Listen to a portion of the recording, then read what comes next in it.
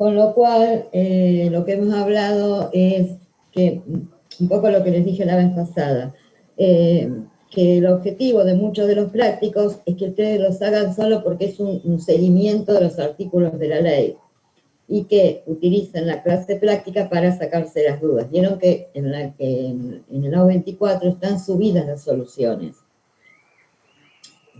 Entonces, la idea es que ustedes trabajen en base a la teoría, con el práctico y con la ley, y las cosas que tengan dudas puntualmente las vean en la parte práctica.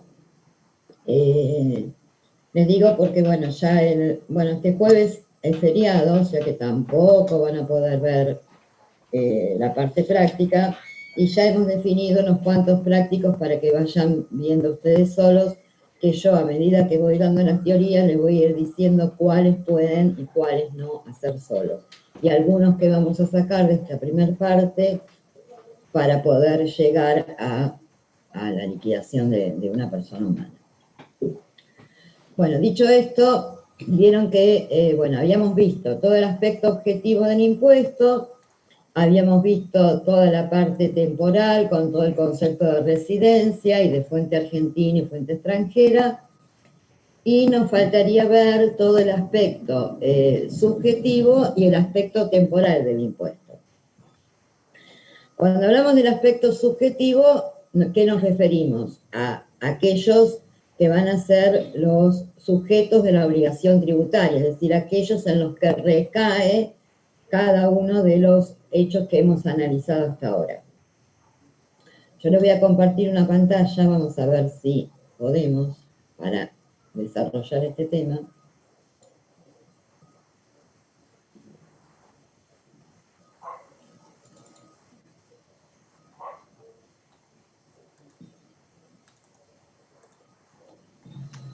Esperen un cachito.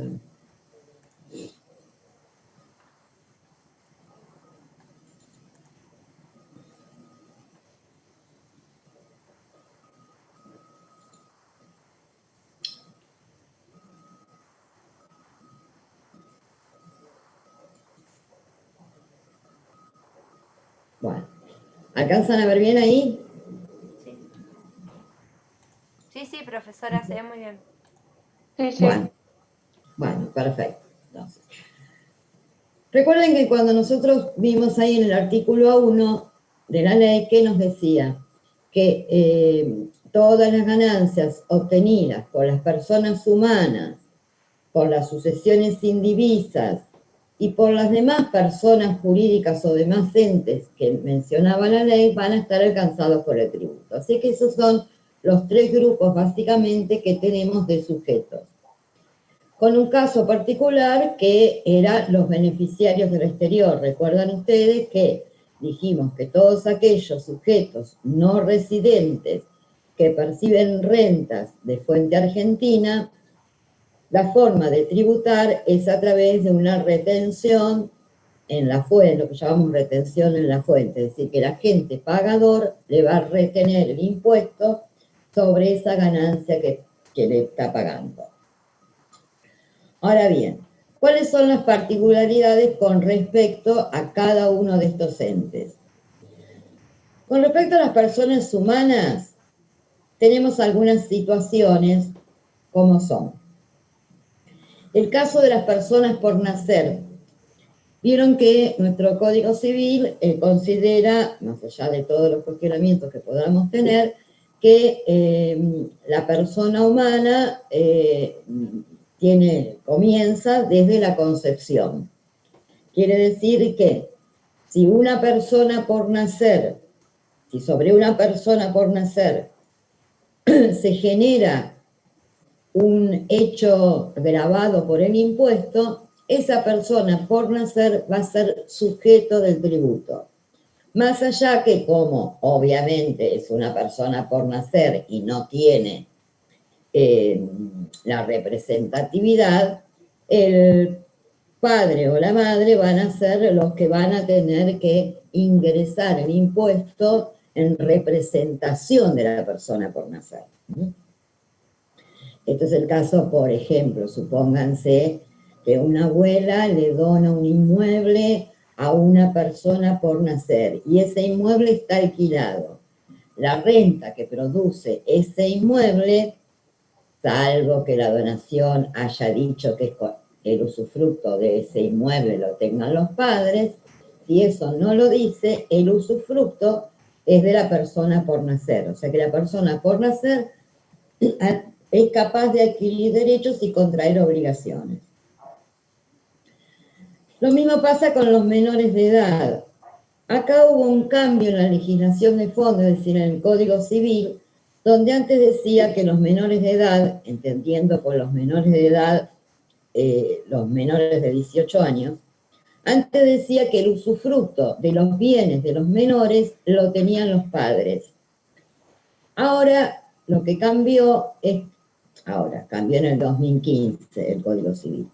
Lo que dice es que los padres son los administradores de los bienes de los menores.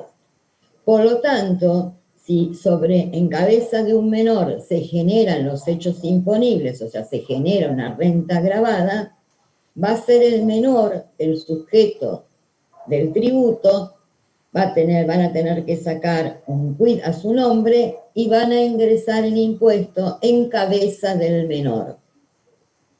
Obviamente, lo mismo, como es menor de edad, el representante o el responsable de presentar la declaración jurada van a ser los padres.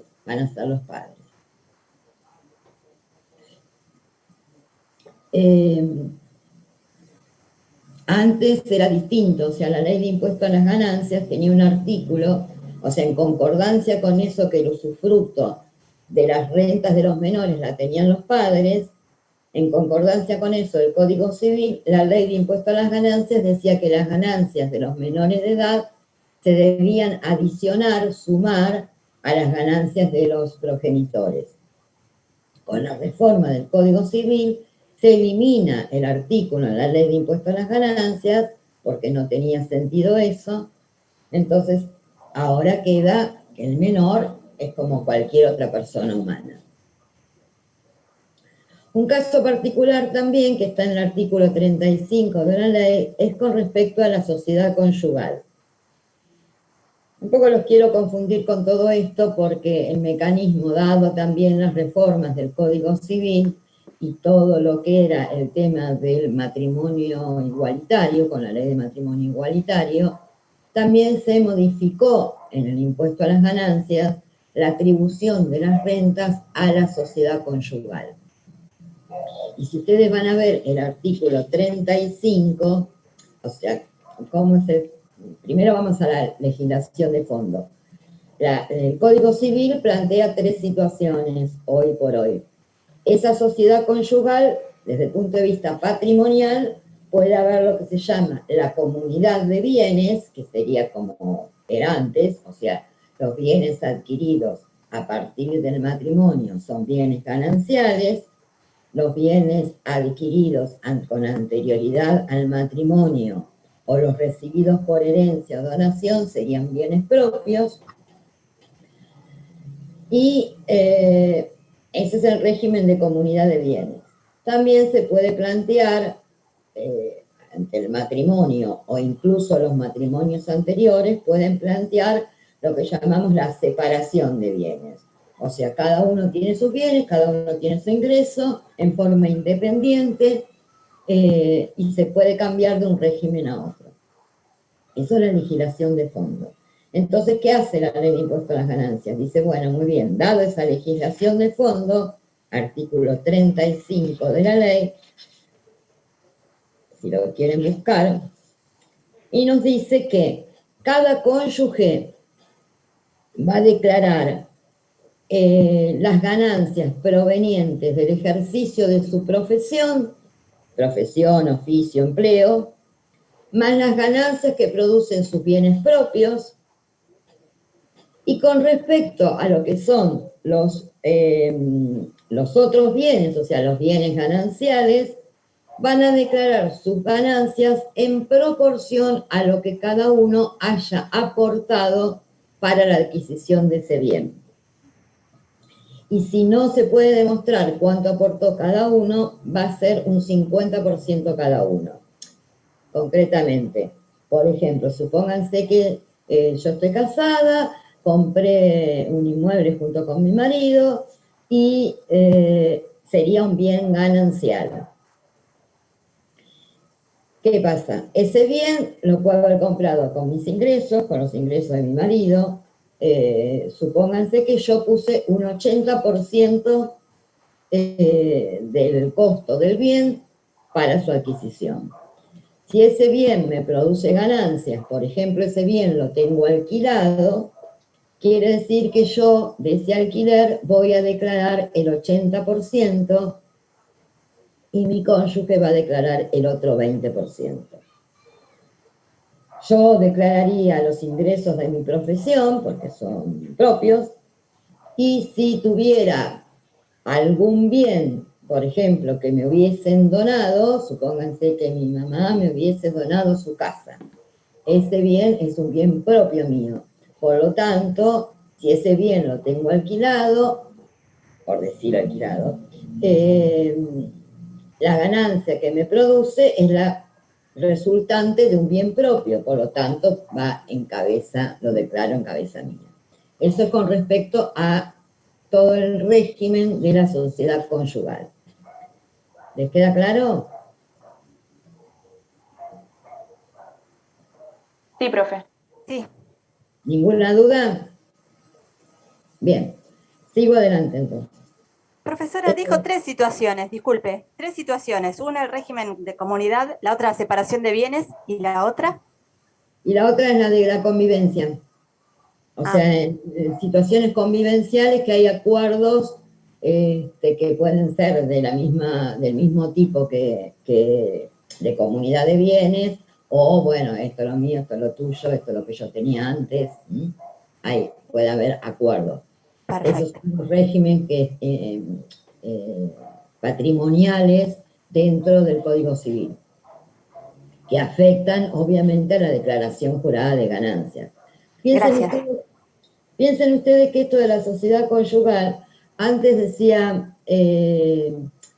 hablaba del marido y la mujer. Y originalmente, digamos, antes de esta reforma del Código Civil. Primero se hablaba en la ley de impuestos a las ganancias, del marido y de la mujer. Entonces hablaba que las ganancias producidas por los bienes gananciales las tenía que declarar el marido, obviamente sociedad machista. Las declaraba el marido. Y la mujer declaraba el producido de su profesión o el producido de sus bienes propios. Cuando se legisla, o sea, se dicta la ley de matrimonio igualitario, en la ley de matrimonio igualitario se prohibió que cualquier otra legislación hiciera referencia al caso del marido o mujer, porque no había esas dos figuras, sino que eran cónyuges, pero no la figura de hombre y mujer. Por lo tanto, ahí empezó el primer lío en ganancias, porque salió la ley de matrimonio igualitario, no había modificación en ganancias, y ahí hubo una serie de interpretaciones. Después se modifica el Código Civil, se plantea esto en el Código Civil, ya como incorporado, y se modifica la ley de ganancias, eliminándose esta referencia a marido y mujer, y fíjense que el artículo 35 habla de cónyuges, en ningún momento habla de marido y mujer. Esto un poco para hacer historia. Bueno, más allá de esto de las personas humanas, dijimos que los otros sujetos son las sucesiones indivisas. Ya algo habíamos hablado de la sucesión indivisa. ¿Qué es eso? Nosotros tenemos un sujeto que es el causante, que es el contribuyente del impuesto, fallece ese causante y desde el momento del fallecimiento hasta la declaratoria de herederos, ahí nace la sucesión indivisa, que la ley de impuesto a las ganancias le da una personalidad y es a la que se le atribuyen los mismos hechos económicos que tenía el causante. O sea que, bueno, hasta la declaratoria de herederos. Una vez que se hace la declaratoria de herederos y hasta que exista la cuenta particionaria, o sea, la declaratoria de herederos lo único que dice que, bueno, se murió Juan Pérez y son herederos fulanito, sultanito y menganito. Entonces, desde la declaratoria hasta este momento, que es la cuenta particionaria, que ahora vemos de qué se trata, cada heredero va a incorporar en su declaración jurada el porcentaje que le corresponda de las ganancias. Ejemplo, supongamos que Juan Pérez tenía 3 hijos y los herederos son los 3 hijos, que van a, bueno, vamos a hacer 2 que es más fácil. Tenía 2 hijos que se van a quedar con el 50% cada uno de la parte del esposo. A ver si me siguen. Supongamos que estaba Juan Pérez y su señora. Fallece Juan Pérez. La sucesión que incorpora los bienes propios de Juan Pérez y el 50% de los bienes gananciales, porque el otro 50% es de la esposa. ¿Ah? Y además, entre cónyuges no se heredan. Entonces, lo que tenía Juan Pérez lo heredan sus 2 hijos, 50% cada uno. Supongamos que lo que Juan Pérez tenía era un comercio.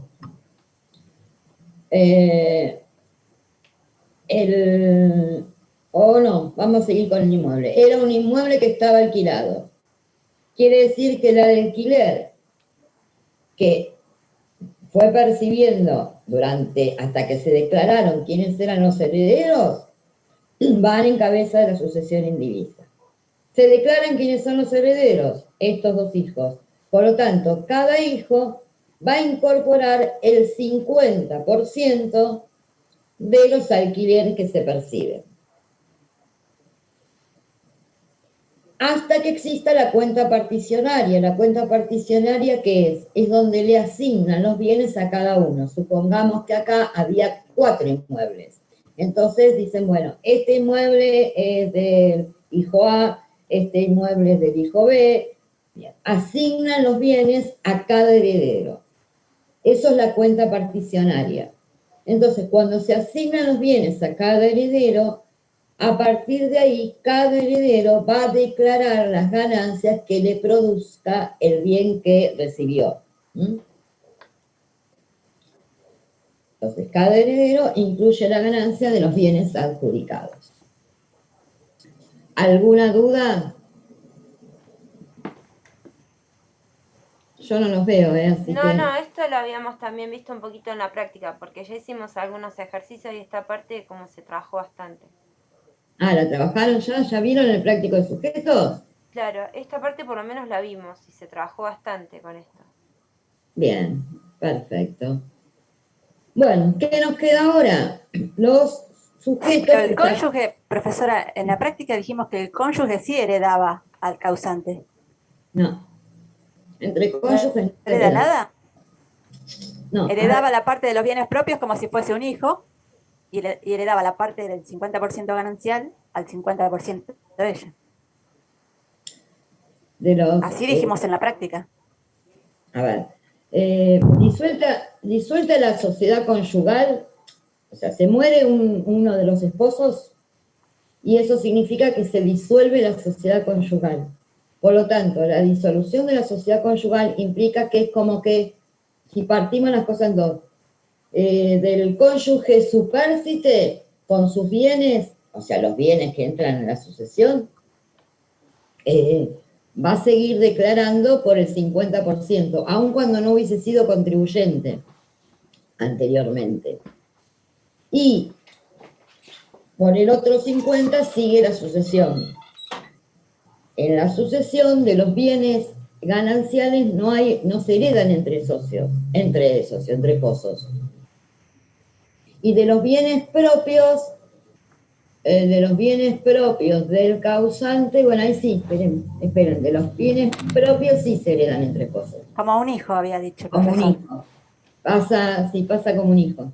¿Sí? El tema es con los gananciales.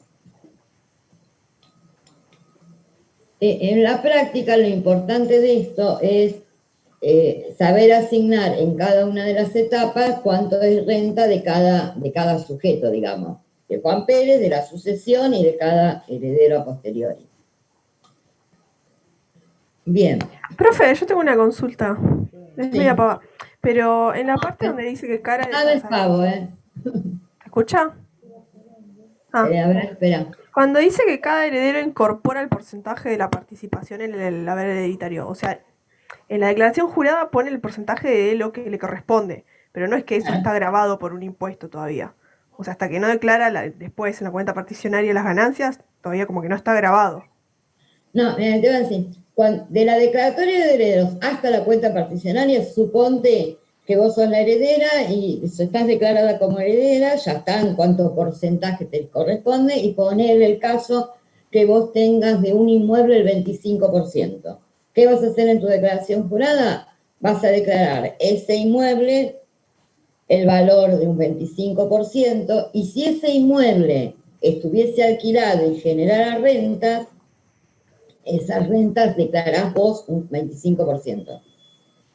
¿Me seguís? Ah, está bien, listo. Claro, pero antes si no genera renta, no está grabado, solamente se incorpora a la declaración jurada. Si no generas renta, incorporás el bien solamente. Suponte que le daste un auto. Incorporás el bien en el porcentaje que te corresponde. Ahora, si incorporás un bien que genera ganancias, ese es el punto. Esa ganancia, ¿cómo la declarás? La declarás en proporción a la participación que tengas. Eso es lo que dice la ley. Ah, listo, gracias. Profe, ahí me quedó una duda a mí también con respecto a lo que te preguntaba mi compañera. Sí, dale. El hecho de que vos estés incorporando el bien que heredaste sería después de la cuenta particionaria, no antes. No, vos, antes de la cuenta, a ver, antes de la cuenta particionaria, declarás el porcentaje del bien. Claro, por eso ¿Sí? en la declaración jurada, ¿qué pones? Adquisición del 25% del auto, por ejemplo. Solamente pones eso, no está grabado, digamos.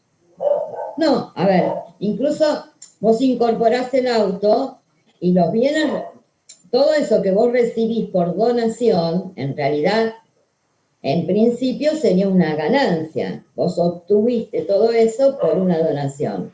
Pero vamos a ver que las donaciones, ahora después cuando veamos exenciones, están exentas. O sea que esa ganancia que vos tenés por haber recibido ese porcentaje del bien, esa ganancia está exenta. Lo que tenés que declarar como ganancia grabada va a ser si ese bien está generando ganancias. Si no, no declaras nada. ¿Queda claro? ¿O no les surge? Claro, sí, más o menos, porque mi duda en realidad era de la misma que de la chica, y cuando se lo explicaste como que quedó inconclusa igual, como que yo no lo terminé de entender. Y a ver, espera, ¿cómo puedo hacer? Espera, Claro, yo quiero saber cómo es que vos asentás en la declaración jurada entre la declaratoria de herederos y antes de la cuenta particionaria. ¿Cómo es que queda en la declaración jurada? ¿Por un monto específico? ¿Se graba eso o no se graba? No, a ver, vos en tu declaración, imagínate como si hicieras una contabilidad, ¿no? Y vos sabés que vos tenés un X porcentaje de un rodado que lo heredás. O sea, vos sabés que Juan Pérez, o no sé quién, tenía un rodado que valía 200.000 pesos. ¿Sí? Y son dos hermanos, heredaron ese bien. Vamos a suponer que no había esposa para no complicarlo. Entonces vos en tu declaración jurada haces como si fuera un asiento de contabilidad. Es como que si recibís el rodado, que no lo estás recibiendo, y del otro lado tenés una contrapartida que es una ganancia, ¿sí? En la declaración jurada vos vas a asentar que tenés el 25% de ese rodado, o el 50% en este caso, 100.000 pesos, y esos 100.000 pesos de ganancia están exentos. ¿Hasta ahí estamos?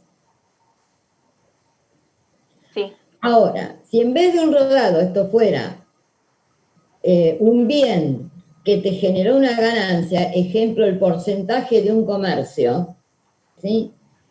Y tenés el 50% de un comercio, cuando ese comercio genera utilidades, vos vas a declarar las utilidades de ese comercio en un 50%, en el porcentaje de participación que te corresponde. Perfecto. ¿Están? ¿Lo tienen? ¿Les queda claro? Sí, sí. ¿Sí? ¿A todos? Bien. Sigo con el resto. Uy.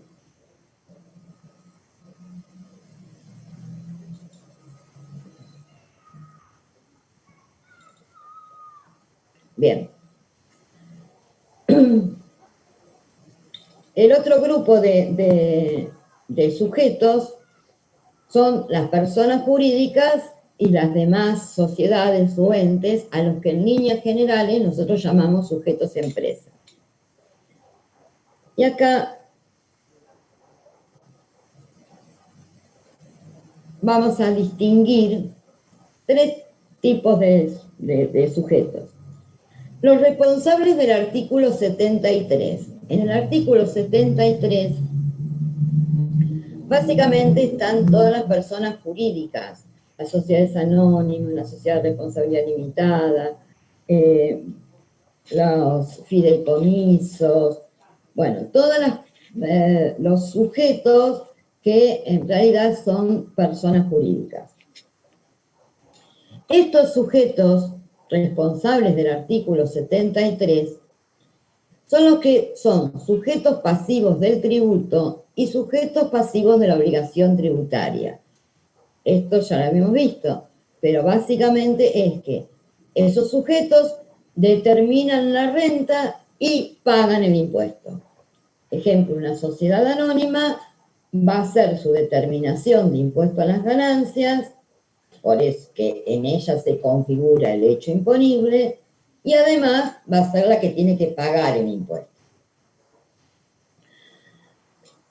Además de estos responsables del artículo 73, están en el artículo 53, inciso B, dice, como rentas de tercera, que además están las demás sociedades y empresas. ¿Y cuáles son las demás sociedades y empresas?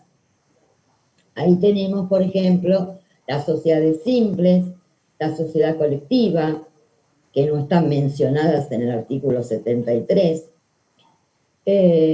las antiguas sociedades civiles, que ahora están también en el capítulo ese de las sociedades residuales o sociedades simples, o como querramos llamarlas. Y también los sujetos del artículo 53D, o sea, las empresas unipersonales. Cuando hablamos de una empresa unipersonal, es Juan Pérez tiene un comercio. El comercio de Juan Pérez es la empresa unipersonal. ¿Cuál es la diferencia con los responsables del artículo 73? Que estos sujetos que hablamos, o sea, las demás sociedades, empresas y empresas unipersonales, son sujetos pasivos del tributo, pero no son sujetos pasivos de la obligación tributaria, sino que cada integrante va a tributar el impuesto en función de la participación que tenga en esa sociedad. Ejemplo, tengo una sociedad de hecho o una sociedad simple, compuesta por dos socios. La sociedad de hecho determina su ganancia, 200.000 pesos, hasta ahí.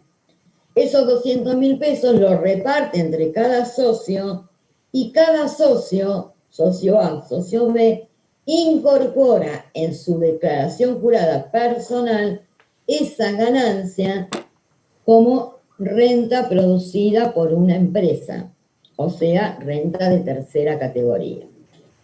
Lo mismo con la empresa unipersonal, el negocio de Juan Pérez, se determina la utilidad de la empresa unipersonal y esa utilidad se declara en cabeza de Juan Pérez, que es el que va a tributar el impuesto. Entonces, ahí distinguimos lo que es el sujeto del tributo con el sujeto de la obligación tributaria. Ahí no coinciden, ¿está? ¿Alguna duda? No, bien. Bien, bueno. Fíjense que obviamente todo lo que hablamos anteriormente de personas humanas y sucesiones indivisas tributaban por la teoría de la fuente, en tanto todas estas personas jurídicas tributan por la teoría del balance. Eso ya lo habíamos visto. Y el último caso es lo que habíamos explicado anteriormente, que son los beneficiarios del exterior. ¿Quiénes son los beneficiarios del exterior? Los no residentes en el país que perciben rentas de fuente argentina. Acá incluimos también a las sociedades del exterior, sobre las cuales se le hace una retención con carácter de pago único y definitivo sobre las presunciones de renta. ¿Se acuerdan que dijimos que de lo que se le paga, por ejemplo, del alquiler, la ley hace presunciones de cuánto es la renta neta? Y sobre esa renta neta le aplica la tasa del 35% del impuesto y eso es lo que la agente de retención tiene que descontarle a ese sujeto. En este caso, el sujeto pasivo del tributo es el beneficiario del exterior y el sujeto pasivo de la obligación tributaria es el agente de retención, que es el que paga la renta. Bueno, como esto les queda claro, quiero suponer,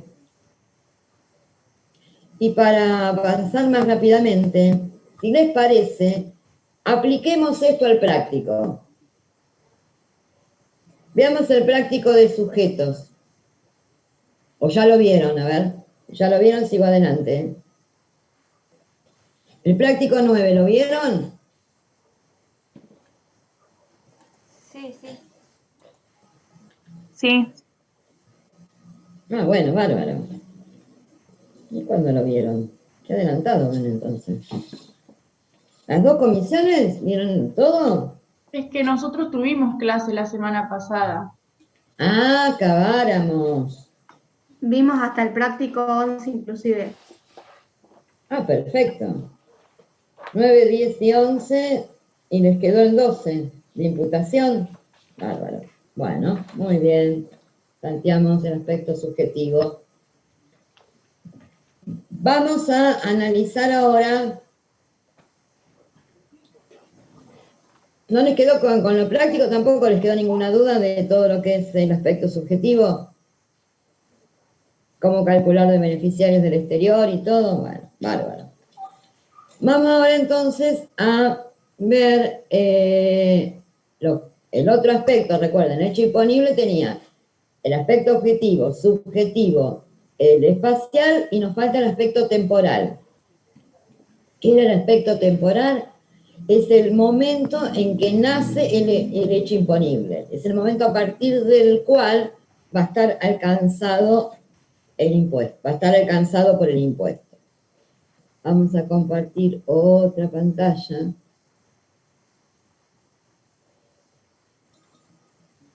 Ahí estamos. Bien. Entonces, les decía que es la descripción del momento en que se verifica el hecho imponible. Acá vamos a distinguir de acuerdo al tipo de sujetos. Si hablamos de personas, ¿qué nos dice primero la ley? Que si hablamos de personas humanas y sucesiones indivisas, el periodo fiscal va a coincidir con el año calendario. Recordemos primero que a ver, no me acuerdo si lo dijimos, pero el hecho imponible, en el caso del impuesto a las ganancias, es por ejercicio, es decir, se van a tener en cuenta todos los hechos y todas las operaciones generadoras de renta durante lo que llamamos un periodo fiscal. Y ese periodo fiscal para las personas humanas coincide con el año calendario, o sea que va del 1 de enero al 31 de diciembre. Yo tengo que ver todas las ganancias que se generaron en ese periodo.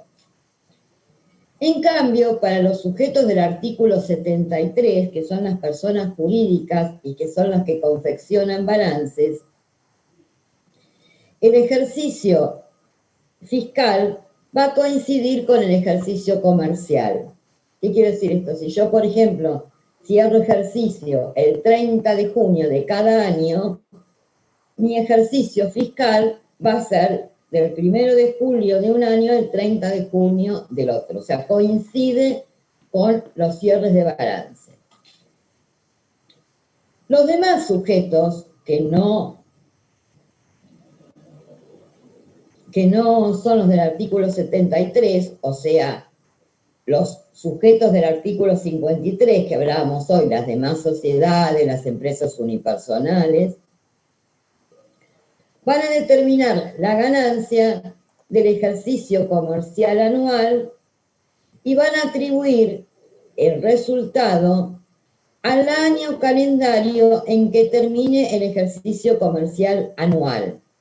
Ejemplo, si una sociedad colectiva cierra en el mes de junio, quiere decir que cuando cerró en junio del 2020 y atribuye sus resultados a cada uno de los integrantes, cada uno de los integrantes lo va a declarar en el periodo fiscal 2020, cuando termine el ejercicio comercial.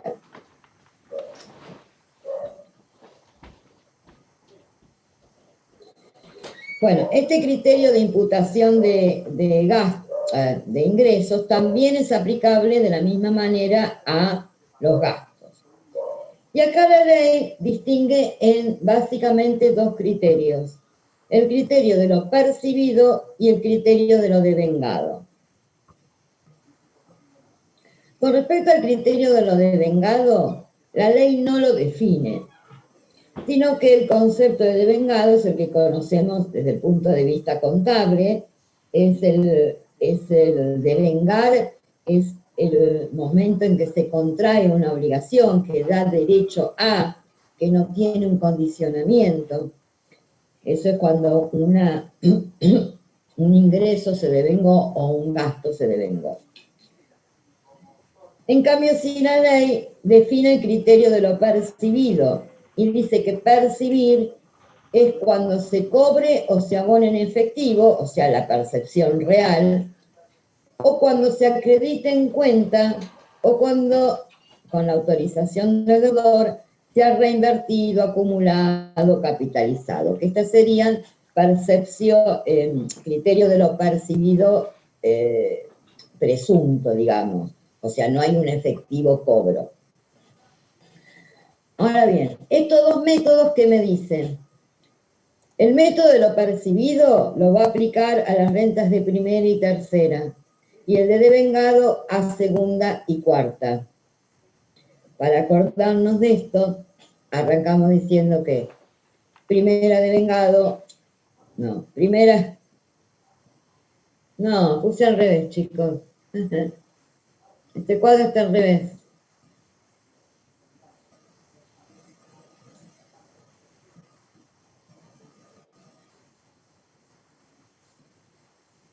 ¿Están viendo? Sí, profe, quédese tranquila, ahí se ve. Bueno, después lo corregiré. Para acordarnos, digamos, arrancamos con primera devengado, segunda percibido, tercera devengado y cuarta percibido. ¿Tá? Devengado percibido. Para acordarse. Yo como lo puse así, vieron, me equivoqué. Ahora bien, con respecto al criterio de lo devengado, aplicable a tercera categoría, para primera esto no va a correr. La ley me da una opción que está en el cuarto párrafo del inciso 24 y en el artículo 65 del decreto. ¿Qué me dice? Que cuando yo venda mercaderías a plazos de financiación que superen los 10 meses, puedo declarar la ganancia en función de su exigibilidad. Esto es aplicable para ventas de mercaderías a plazos superiores a 10 meses, para otros bienes que venda en la medida que las cuotas sean exigibles en más de un periodo fiscal, y también para los casos de construcción de obra pública. Devengado exigible, entonces, significa que yo voy a declarar la ganancia a medida que se hacen exigibles las cuotas. Para hacerla fácil, vamos a hacer un ejemplo. Acá la ley dice superiores a 10 meses, pero yo para que entiendan le voy a hacer un ejemplo de 10 meses. Supongamos que vendí mercadería a plazo en 10 meses, que me generó una utilidad de 100.000 pesos. Y yo esa venta, en vez de declarar toda la utilidad junta en el periodo fiscal en que se generó la venta, me dice la ley, bueno, usted puede declarar esa utilidad a medida que van cobrando las cuotas. No cobrando, a medida que las cuotas se hacen exigibles. Entonces, si yo vendí, por ejemplo, hice una venta en noviembre del 2020 a 10 meses, esos 100.000 pesos por el criterio del devengado lo tendría que imputar en el mes de noviembre. La venta se devengó en noviembre. Pero como lo vendí en plazo, me dice la ley, bueno, usted puede optar de decir, esos 100.000, ponga en el 2020 cuántas cuotas era exigible, la de noviembre y la de diciembre, bien. Entonces declare 20.000 y los otros 80.000 los declara en el año 2021 cuando se hacen exigibles las cuotas. ¿Qué me permite este método? ¿Qué les parece a ustedes? ¿Por qué está justamente previsto en la ley? ¿Con qué objetivo?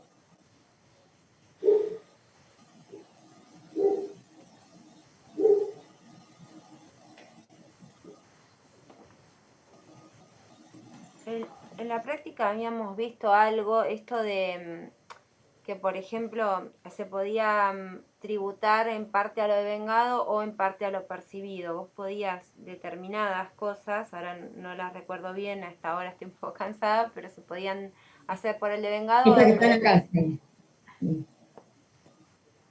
Sí, no sé si me escuchó bien. Sí, en realidad no es por lo devengado o por lo percibido, es o declarás todo por lo devengado, la venta en el momento en que se devengó, o declarás el momento de la exigibilidad de las cuotas, que no significa que las hayas percibido, sino cuando te las tendrían que pagar, o sea, cuando se devenga la cuota. Por eso se llama devengado exigible. Perfecto. ¿No te permite Profesora. amortiguar el pago de la ganancia? ¿El pago del impuesto a la ganancia? ¿Cómo?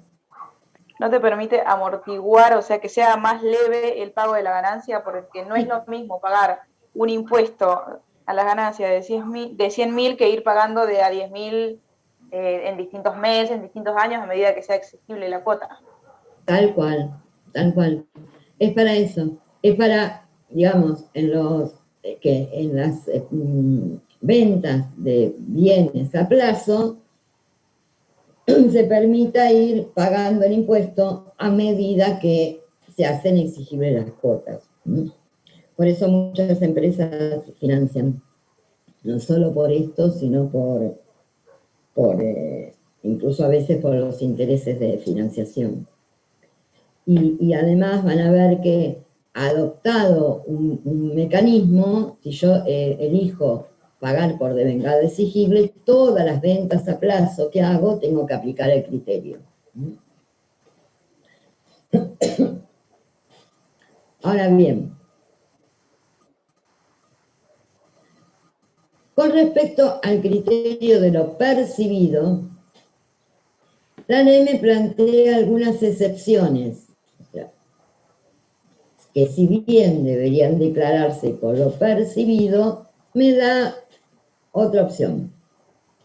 Entonces, dice, los dividendos que distribuyan las sociedades del 73, sociedades anónimas, los otros distribuyen utilidades, la SRL, bien, así como los rendimientos de los títulos públicos, dice que que los debo declarar en el momento en que sean puestos a disposición o pagados lo que fuera anterior, o cuando hayan sido capitalizados o reinvertidos. No lo puse ahí, pero reinvertidos. Esta es una excepción al criterio de lo percibido. La otra excepción es con respecto a los honorarios de directores, síndicos y miembros del Consejo de Vigilancia. El director que le aprobaron un honorario lo va a declarar en el momento en que la asamblea apruebe su asignación. Y esa asignación tiene que ser en forma individual. Si la asamblea no la aprueba en forma individual, y lo deja en manos del directorio, cuando el directorio lo asigne individualmente, recién ahí lo van a declarar. O sea que se declaran en el año fiscal en que se apruebe su asignación individual. No importa qué periodo pertenezcan. Creo que esto también tenían un caso en el práctico, que me aprobaban utilidades del año 2018 y me las aprueban en el año 2021, esa renta la voy a declarar en el año 2021. Otra excepción al criterio de lo percibido es con respecto a los ajustes retroactivos por juicios o por juicios generalmente o reclamos, ya sea por jubilaciones, por pensiones, por diferencias salariales en los trabajos en relación de dependencia. Bueno, ¿qué pasa si yo cobro un ajuste retroactivo? ¿Qué me dice la ley?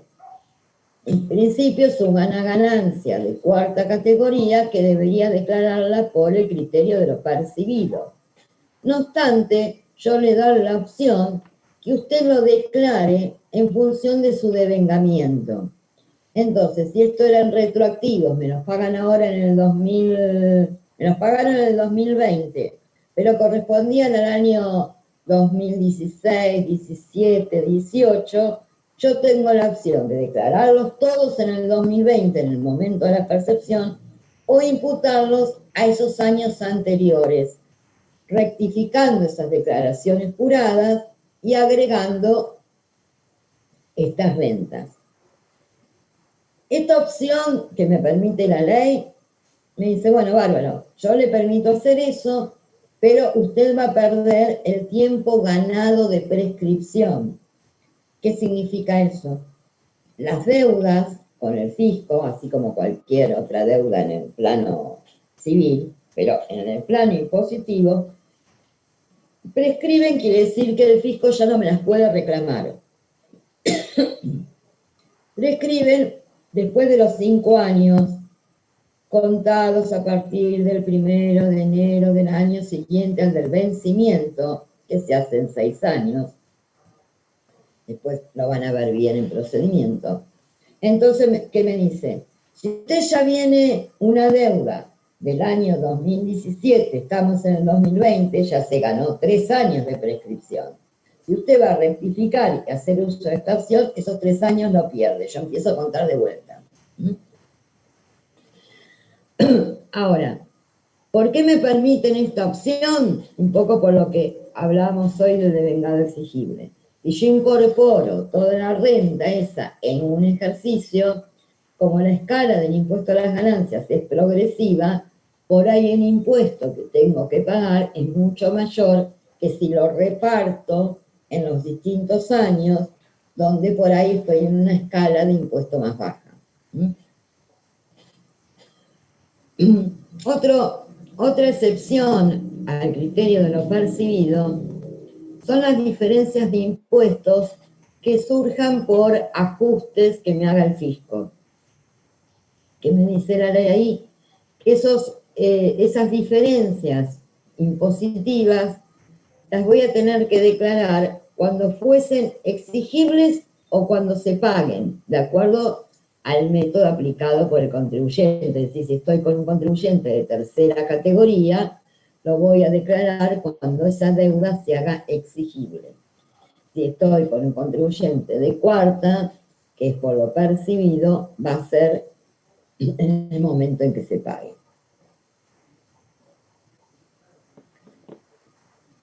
Bueno, situaciones especiales, que hay muchas y las tienen en el práctico, pero yo la única que les puse acá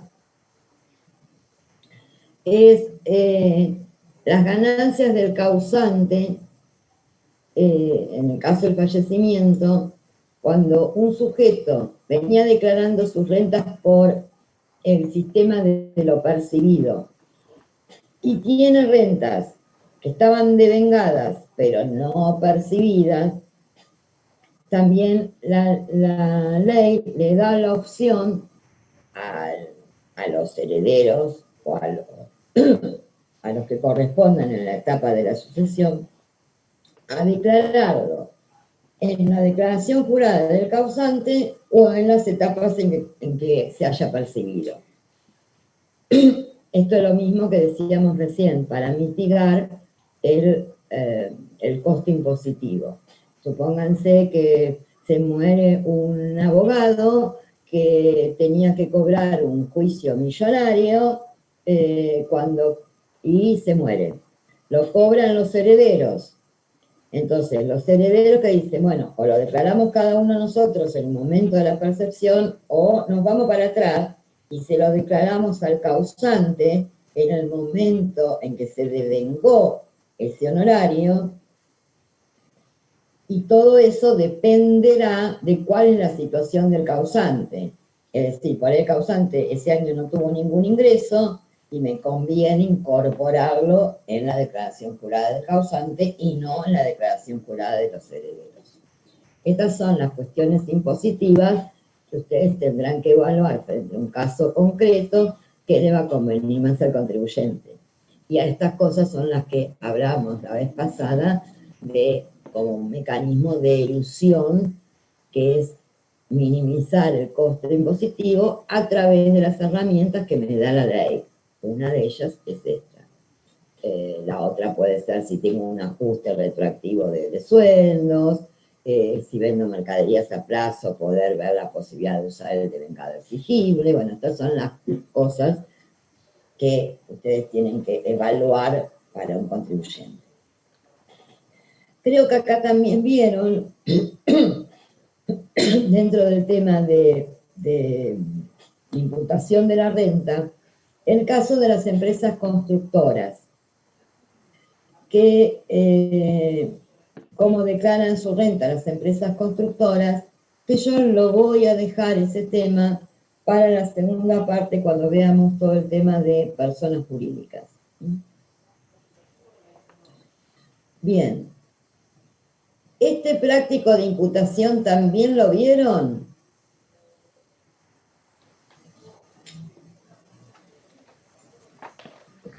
¿Qué número es, profesora? Ya les digo. Esperen que me acuerdo.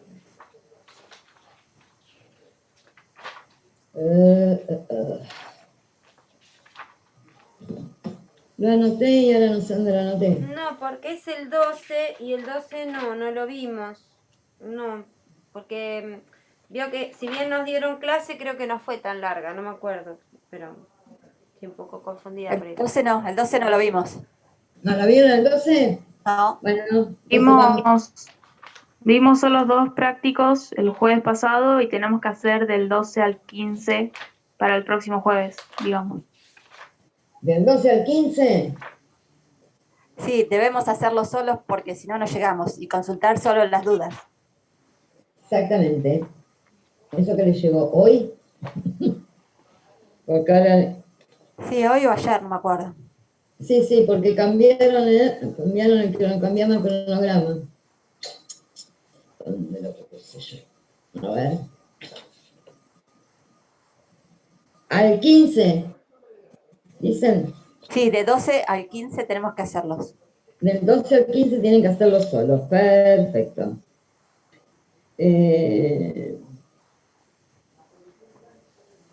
Salidas no documentadas. Yo les voy a sacar, después lo hablo con los ayudantes, el 15, que es salidas no documentadas, saquémoslo. Vamos a ahorrar tiempo. No es que no lo vamos a dar, pero lo vamos a dar en la segunda parte. Perfecto. Entonces tienen que ver el 12, el 13 y el 14. ¿Sí? Esos. Sí. Bien. Hasta el 14 tienen que llegar. Del 12 al 14. Bueno, yo les quiero hacer algunas observaciones. A ver, en el práctico, vamos a ver esto. Y después les digo lo que quiero. Cortamos un cachito, buscamos en prácticos y les digo lo que quiero. Práctico de sujetos. Bueno, a ver, ya que vieron todo el práctico de sujetos, vamos a hacer al revés. ¿Cómo es el tratamiento de los fideicomisos?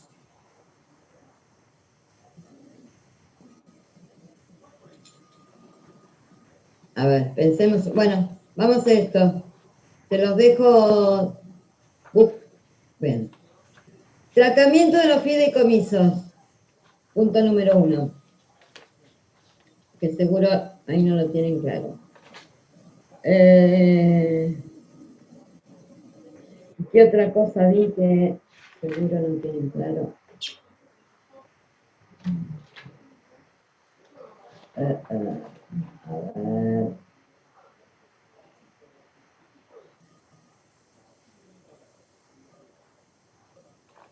Las utilidades. Yo tengo anotado lo que dijo el profesor, pero por ahí no es tanto. Dijo, Bueno, fiduciante es aquel que da en fiducio. en fiducia. Un bien por N cantidad de tiempo para que se lo devuelvan a él o no se lo devuelvan al beneficiario. Se ve que algo más quise poner y ahora no lo... Bueno, espera, yo les cuento, ustedes dibujen. Fideicomiso, porque no sé si puedo, ¿cómo hago para escribir acá? Tiene que abrir la pizarra, profesora. Pasa que la debe tener ahí en la barra espaciadora, debe haber una pizarra y la ve usted nada más, nosotros no la vemos. ¿A ustedes no la ven? Claro, la vamos a ver cuando usted la toque, pero ahí en la barra espaciadora debe tener uno que diga, o un lápiz, por ejemplo, o algo así debe haber. Ahora no me acuerdo cómo era. Y yo tampoco. Si no, puede abrir un Word y escribir ahí, ¿no le parece? Sí, bueno, pero a ver. En la parte de compartir pantalla, ahí aparece la pizarra. Ah, acá está la pizarra. Pero es para dibujar la pizarra, no es para escribir, ¿no? Y puede escribir, pero medio pelo. A ver, si nos divertimos un rato. Profe, ¿es algo de que tributan a la alícuota del 30? Bueno, que eso es lo que quiero contarles. No voy a hacer esto. Vamos para el tiempo. Escúchame esto. Primero vamos a ver qué es un fideicomiso. Después nos tomamos 5 minutos y ustedes me van a decir cómo tributan. El fideicomiso es una figura que plantea el Código Civil, que en realidad no es una sociedad, sino que es como un ente abstracto, diría yo. Se forma a través de un contrato en donde hay escriban mucho, pero escuchen primero. Donde está la figura del fiduciante, que sería como una especie de aportante, que aporta los bienes a un fideicomiso. ¿Para qué? Para su administración, para... ¿Vieron ustedes que hay muchos fideicomisos de construcción? No sé si vieron. Sí, Bueno, de edificios. de edificios, exactamente. Entonces pongámosle que compramos entre todos nosotros, compramos un inmueble y queremos construir un edificio. ¿Qué podemos hacer? Podemos hacer una sociedad, podemos hacer una sociedad formal, me refiero. Podemos hacer una sociedad simple, sociedad de hecho, nos juntamos todos y empezamos a construir. O podemos hacer un fideicomiso. ¿Cuál es la ventaja de este fideicomiso? Primero, que los bienes que se aportan al fideicomiso son separados del patrimonio de los aportantes. Y segundo, que cualquier deuda o cosa que tengan los integrantes del fideicomiso no pueden ir contra los bienes del fideicomiso. Entonces, esos aportantes se llaman fiduciarios, así como están en la sociedad anónima los accionistas, el que aporta bienes a un fideicomiso se llama fiduciante. Esos bienes que están ahí adentro se llaman bienes fideicomitivos, o bienes en fiducia. Y supónganse en caso de un edificio de construcción, aportamos el terreno, aportamos plata para construir, se construye el edificio y después nos adjudican las unidades funcionales. Entonces, los beneficiarios finales de ese contrato pueden ser los mismos fiduciantes o pueden ser otros. Supongamos que yo soy fiduciante de un fideicomiso, pero designo como beneficiario de eso a un hijo mío. Entonces, es otra persona la que yo designo como beneficiario.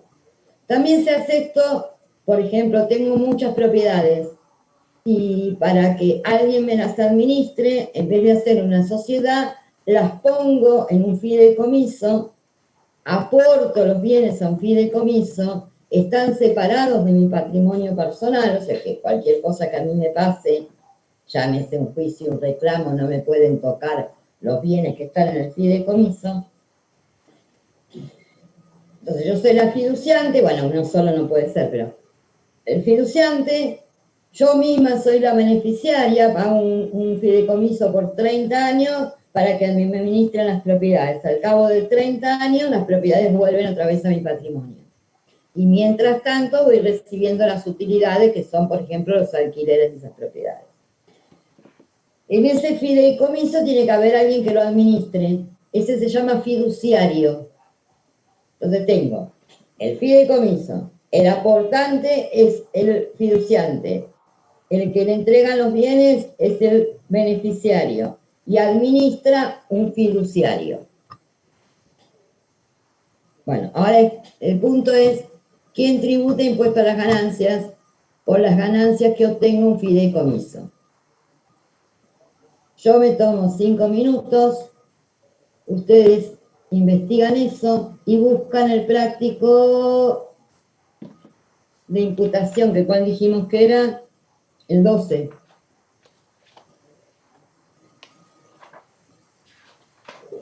Cinco minutos.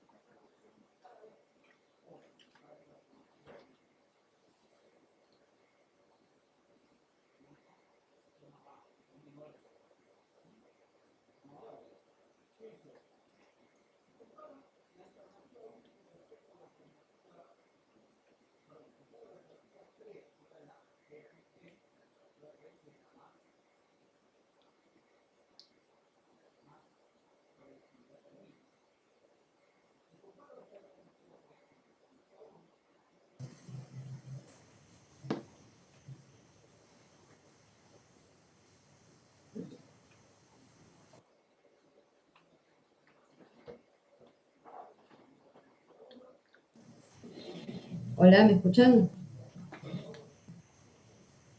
Sí, sí, profe. Bueno, Sí. vamos. Bueno, a ver, ¿ya descubrieron cómo es el tema de los fideicomisos?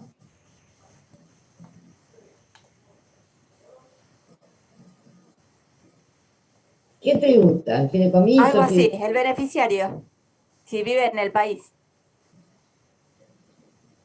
¿Puede ser? Nosotros vimos que dependía si el fiduciante era el mismo que el beneficiario, iba a tributar como si fuera una sociedad de personas. Bien, Si el fiduciante no es el mismo que el beneficiario, se asimilaba a una sociedad de capital. bien, Lo mismo que exactamente. si el beneficiario viviera en el exterior. Exactamente. Si beneficiario y fiduciante y beneficiario coinciden y son del país, tributa como una sociedad de personas, renta de tercera, pero como sociedad de personas. Y en cambio, si es distinto o es beneficiario del exterior, va a tributar como una sociedad de capital. Por otro lado, fíjense que también en el artículo 73,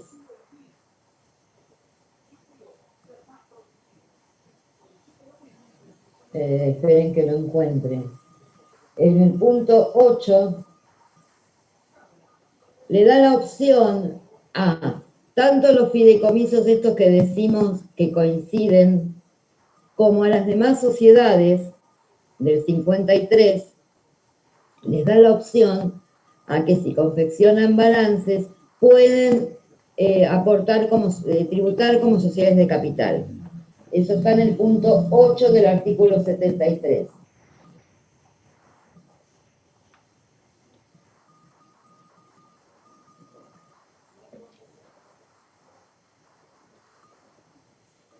Márquenlo o agréguenlo ahí.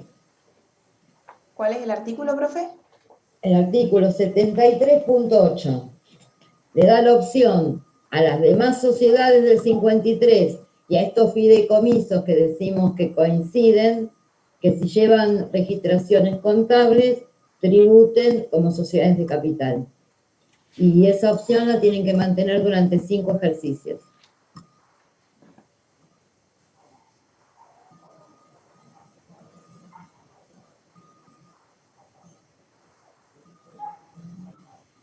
Bien, ahora opciones. Les doy un... ¿Vemos los prácticos o les avanzo con teoría con el tema de exenciones? Bueno, miren, vamos a hacer esto. No les doy la opción. Exenciones no vimos. O sea, nos dijo que teníamos que leer el artículo, no me acuerdo qué artículo era, para la próxima clase. La de práctica. 26, porque exenciones lo van a ver solos. Así. Sí. Es así.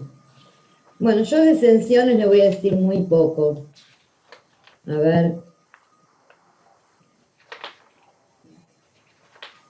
Respecto a eso. Esperen,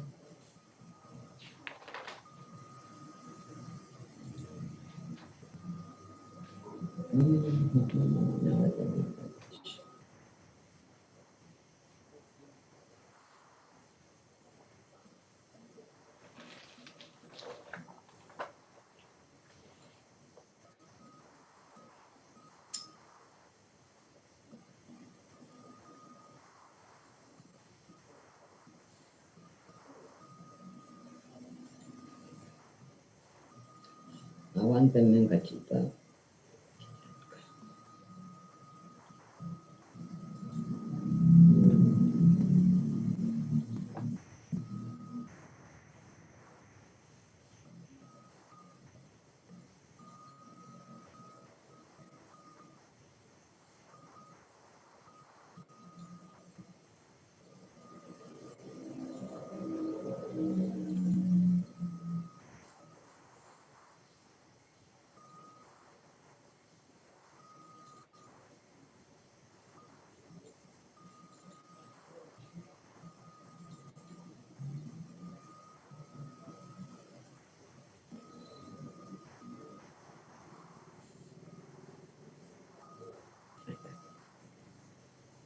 Bueno, ahí, ¿ven la pantalla? No, profe. ¿no? Ay, que no les puse ver en pantalla completa.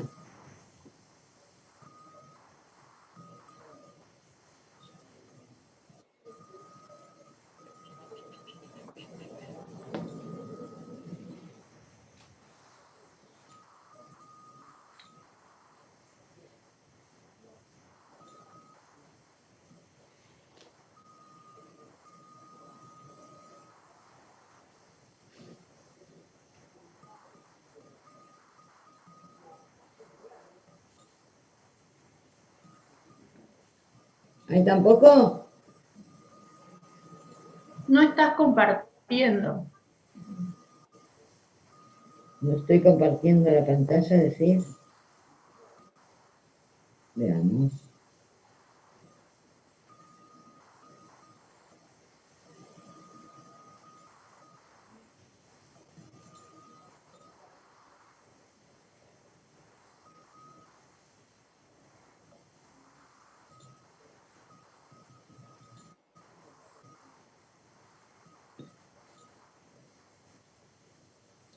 Ahora sí, ¿no? Sí. Sí.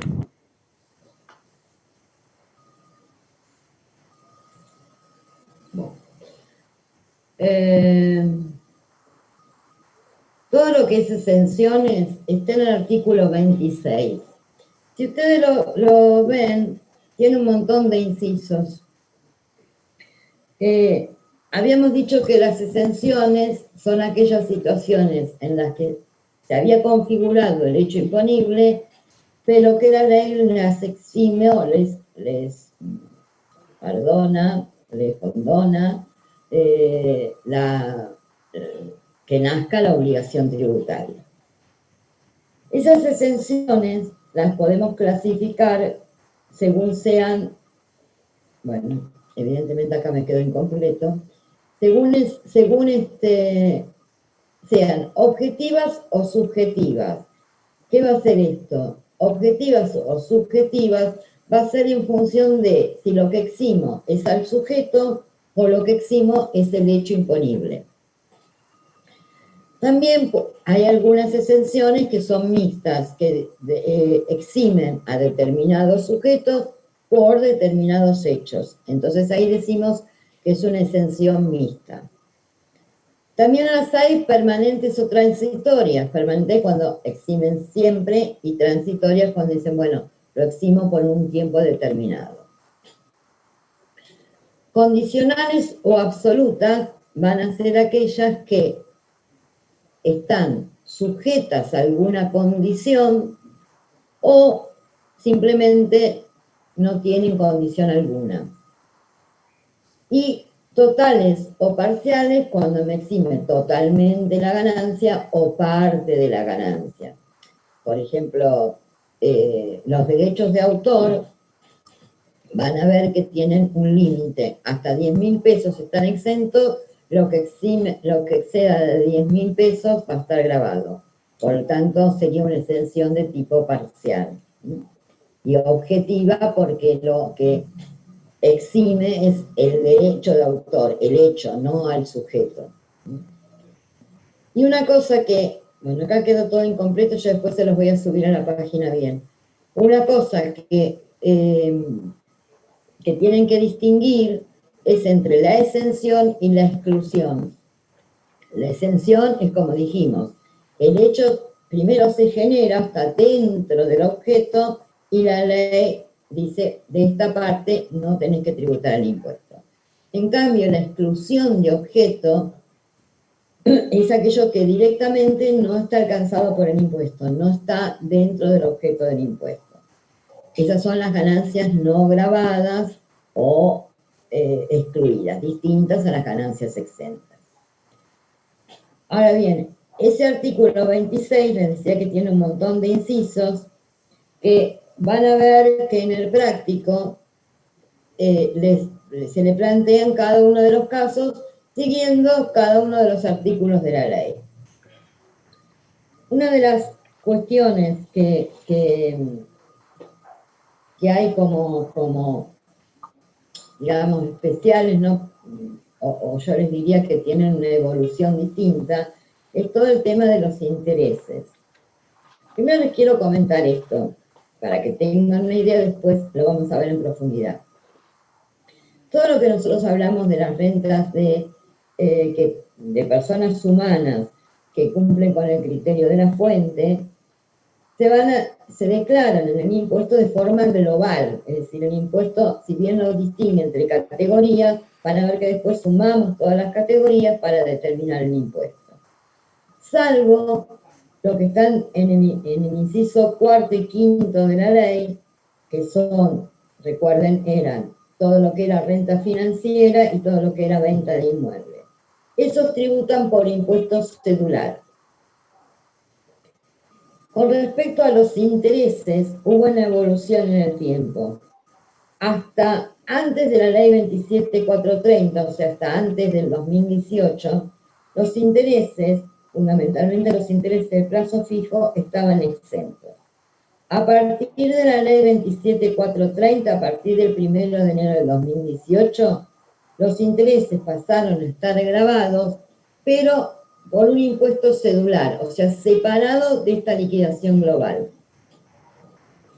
Y después se volvió a reformar a partir del ejercicio 2020, donde vuelven a estar grabados y vuelven a estar grabados dentro de la renta global. Esto yo les voy a subir a la 24, les voy a subir un cuadrito del tema de la evolución de los intereses. Ahora tenemos dos opciones. No quiero seguir avanzando en teoría porque ya les veo las caras a algunos, ya se van a mezclar los conceptos. Tenemos dos opciones, o cortamos acá, o si quieren que veamos alguno de los prácticos, el de imputación o el de exenciones. ¿Qué eligen? Ay, no te escucho, Sebastián.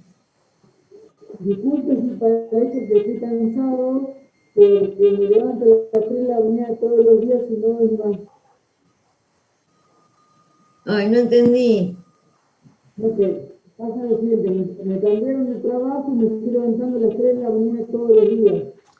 Y estoy muy cansado. Sí, están como agotados, ¿no? No sé si es la hora, no sé si es la materia. No, profe, no. El compañero lo que dice es que se tuvo que cambiar de trabajo y se levanta todos los días a las 3 de la mañana, que por eso se ve cansado. Eso es lo que le está diciendo. A las 3 de la mañana, ¿y hasta qué hora trabajás, Sebastián? Trabajo de 6 de la mañana hasta las 2 de la tarde. Y entro a las 5, son una hora antes, más o menos. Oh, bueno, sí, no te da acuerdo, obviamente. No, perdone, pero hoy estuve medio perdido en la clase y después tengo que acomodarme un poco los horarios, porque la verdad no sé con la elección, no.